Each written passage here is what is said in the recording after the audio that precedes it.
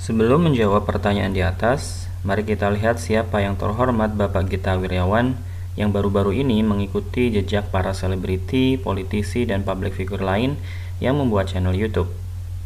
Nama lengkap beliau adalah Gita Irawan Wirjawan.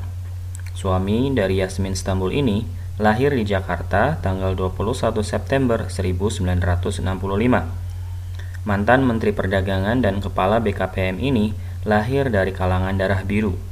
Ayahnya bernama Wirjawan Joyo Sugito, adalah seorang profesor kedokteran di Yogyakarta. Garis keturunan penggemar jazz ini berasal dari keluarga santri, ningrat, dan terdidik. Kakek Gita Wirjawan, yaitu Raden Ngabehi Haji Minhajur Rahman Joyo Sugito, adalah ketua Muhammadiyah cabang Purwokerto yang masih memiliki hubungan kekerabatan dengan Kiai Haji Abdurrahman Wahid alias Gus Dur melalui istri Rois Akbar yakni Mbah Hashim Putri dan pendiri Nahdlatul Ulama Kiai Haji Hashim Asy'ari. Dari latar belakang ini, tak heran Gita Wirjawan mengenyam pendidikan yang tidak kaleng-kaleng. S1 jurusan Business Administration didapatkan dari University of Texas Austin pada tahun 1988. Setahun kemudian, pada jenjang master, beliau mendapatkan MBA, Master Business Administration dari Baylor University. Kemudian, di tahun 2000, Gita Wirjawan mendapatkan Master Degree in Public Administration dari Harvard University's John F. Kennedy School of Government. Untuk bidang akuntansi, beliau merupakan seorang yang qualified mengotak-atik neraca dan laporan laba rugi.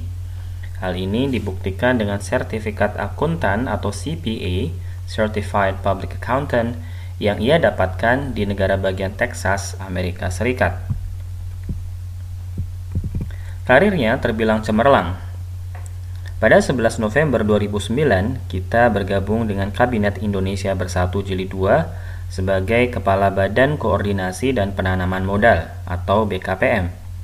Prestasinya sebagai Kepala BKPM adalah meningkatkan FDI atau Foreign Direct Investment ke Indonesia menjadi hampir 2 kali lipat, dari 11 miliar US dollar pada tahun 2009 menjadi 19 miliar US dollar pada tahun 2011. 2 tahun kemudian, Gita Wirjawan diangkat menjadi Menteri Perdagangan Republik Indonesia. Sebagai Menteri Perdagangan, prestasi Gita Wirjawan yang menonjol adalah menjadi ketua sidang dalam World Trade Organization atau WTO yang ke-9 di Bali pada tanggal 3-7 Desember 2013. Dalam event internasional itu, Gita memimpin 159 anggota WTO untuk menyepakati paket-paket kebijakan deregulasi perdagangan internasional. Kembali ke pertanyaan awal. Apakah bisa dalam tanda kutip mahasiswa minta beasiswa kepada beliau?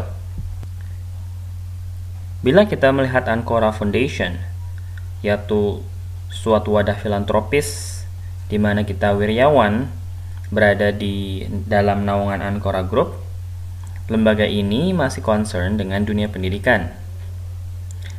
Dengan moto Building a Nation Through Education, website Ancora Foundation terdiri hanya dari 1 halaman dengan tampilan yang simpel dan elegan. Menu-menu yang ada di sana menunjukkan perhatian besar Ancora kepada dunia pendidikan di Indonesia. Ada 3 menu utama dalam website tersebut, yaitu Scholarship Management, Teacher Empowerment, and Community Learning.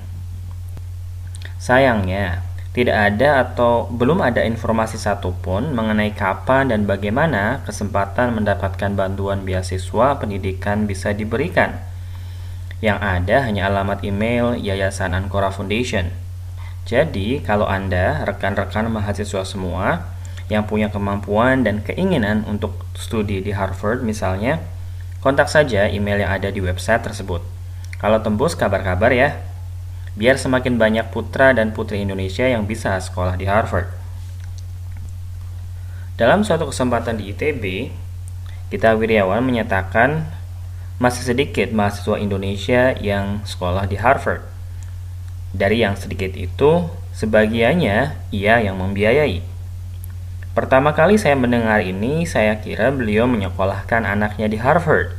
Tetapi ternyata beliau memberikan beasiswa melalui Ancora Foundation. Seperti kita tahu, sektor pendidikan Indonesia dalam masa-masa sulit di era pandemi ini. Banyak sekolah diliburkan dan para siswa di daerah kesulitan mengakses sarana daring atau online karena terbatasnya sarana komunikasi. Tidak hanya itu, banyak orang tua mengeluhkan kualitas belajar via media online.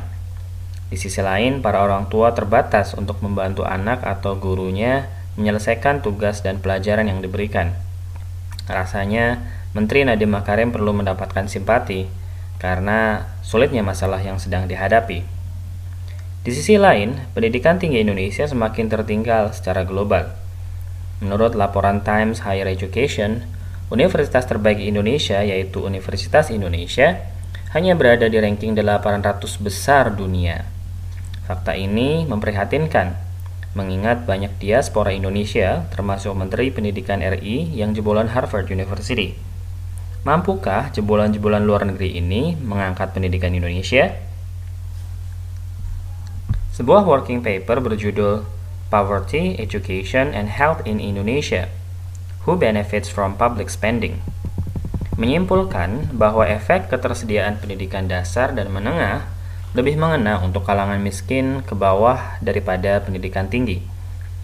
Mungkin ini yang harus dipikirkan oleh lembaga-lembaga amal pendidikan seperti Ancora Foundation dan tentu saja oleh pemerintah. Ketersediaan bantuan pendidikan dan beasiswa yang jor-joran selama ini lebih banyak diperuntukkan untuk pendidikan tinggi, melalui program-program seperti LPDP, 5.000 doktor, dan beasiswa-beasiswa khusus lain dari masing-masing kementerian. Mengejar peningkatan kompetensi lulusan perguruan tinggi dengan program Kampus Merdeka memang ide cemerlang. Lulusan perguruan tinggi akan menjadi manusia berkualitas dan tangguh bersaing di pasar global. Pertanyaannya, bagaimana dengan mereka yang hanya lulus SD? Bagaimana dengan remaja-remaja tanggung yang berangkat sekolah tanpa bekal serupiah pun? Bagaimana dengan mereka yang tak yakin bulan depan bisa bayar SPP? Bagaimana juga dengan para lulusan SMA yang rela menjadi buruh kasar sambil melamun dan iri melihat tetangganya yang kaya pergi kuliah? Adakah yang mau bantu jawab?